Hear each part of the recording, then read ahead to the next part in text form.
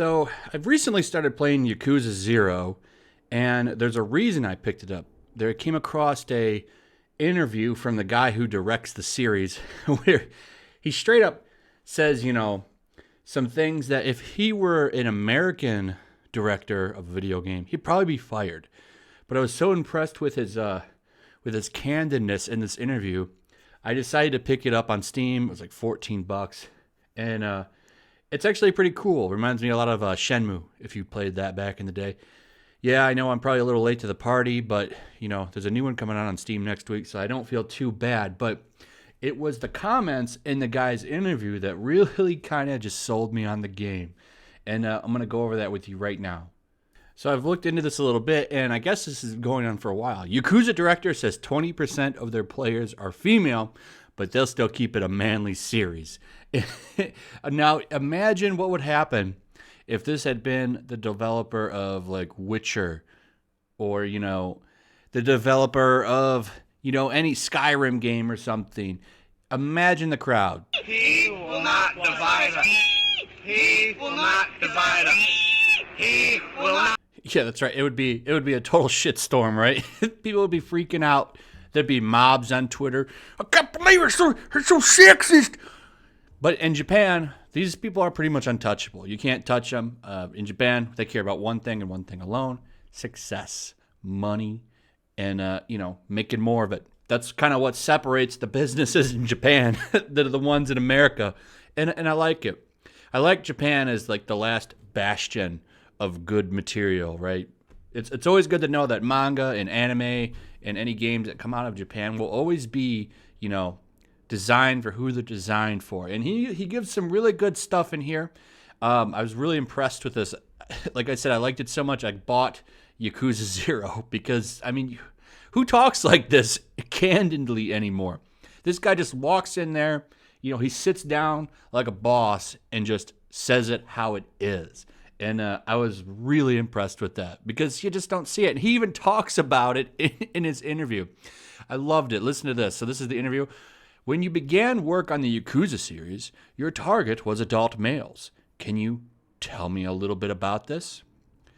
To be specific, it was actually adult Japanese males.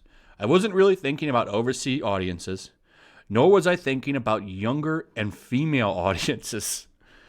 Around that time, there were a few Japanese games that proved popular internationally, but the genre of these games are mainly limited to fantasy, military, and sports.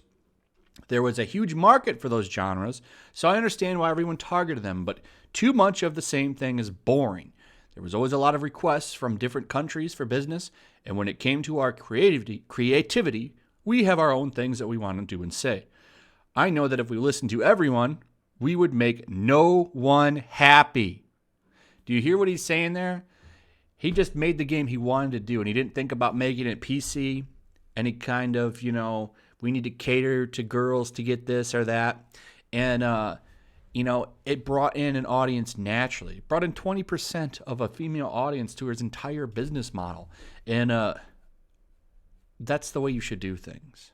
I don't think there's anything wrong with directing an audience. Like, it's just like, you have a game series, just like with Marvel Comics, right? Is it a good example, the game series? But Marvel Comics, right? There's a whole thing going on with comic books and how they're trying to bring in all the whammons and, all the different groups. Those people were already there. But, when you change your target audience, it makes them understand. And this guy's loyal to them. And I like that.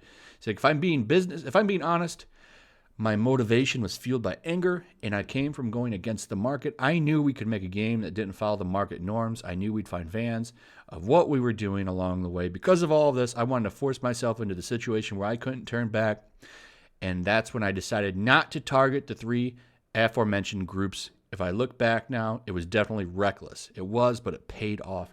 Now, here's what I really liked. So he says, right now in Western countries, there's actually quite a large female fan base for the Yakuza series. Was this something you expected? Now, this is great. Well, the game wasn't even expected to sell in Western countries in the first place, so it's still strange that it even got popular. In the Western market, those genres I mentioned earlier aren't exactly performing so well. So when the game ended up releasing, it was something I thought to be quite unique. People started to say, "Oh, what's this?" And it began spreading through word of mouth. And here's where he doubles down, and I loved it. When it comes to the female fans part of the question, this actually isn't unique to the West. I still think it's odd that we have that following, but it was in a good way. It was in a good thing that we didn't try to cater to a female audience. I think that because we tried to ignore both younger and female audiences, I think that because we tried to ignore both younger and female audiences, we inherently captivated their interest in the contents of the game. I can't really speak for the female fans of the series, but these days, guys are a total pushover.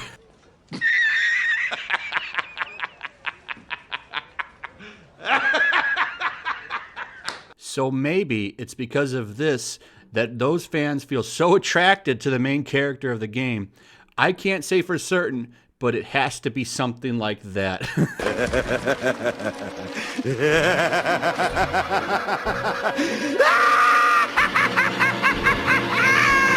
I loved this because what are like most Western men for sure, and I'm assuming this might be a global trend, right? Is they're all a bunch of pushovers. You have all these like turbo feminist dudes running around, and the girls aren't attracted to them at all. In fact, I recently went over a Psychology Today article where they talked about how women are actually turned off by these kind of games. And I think, honestly, what he's saying here makes a lot of sense, that women see this game, they see this manly dude. I was talking to some people last night, and they were talking about, like, every time this guy gets in a fight, he's, like, taking his shirt off and fighting. And, you know, women see this badass dude just kicking butt and running around being manly. And, yeah, I think that there probably is a correlation there. Because, you know, when you talk to one of these soy dudes, it's usually something like this. You know, when you grab a woman's breast and you feel it, and it feels like a bag of sand when you're touching it. Bag of sand? So he keeps going on and he says, you know, but even if, though, there are more female fans now, it's not the fact that myself or the staff can worry about it. If we start to worry about the female fans, it changes the identity of what we've worked on, and we risk isolating the current fans. No shit. So he continues on, being a total badass and saying, we want the Yakuza boom to continue growing. But we also want to respect the fans who have been there since the beginning. If we try and shift our formula to fit a new audience, Yakuza won't be the same game we set out to make it. It's hard to adapt and stay truthful at the same time. But all this is kind of a good stress to have. Every character is the kind of man that every boy wants to be, and I can't blame the female fans if they fall in love. It's not the characters, but all the dialogue is just so cool. We actually have a hard time deciding the character dialogue. Kiri doesn't talk much, and it's because his sentences are so short. We have to put a lot of thought into those few words he does speak. It's not uncommon for us to change the scripts right before recording the lines. And this is exactly why I like the Japanese market, right? You would never see a Western developer come out and say the truth, right? That they need to keep the game true to their core fan base, because that's how the game ultimately will grow. It's turned into a huge success by going on that formula. The guys he's been able to bring the game to women, to the West, and make it popular. Why?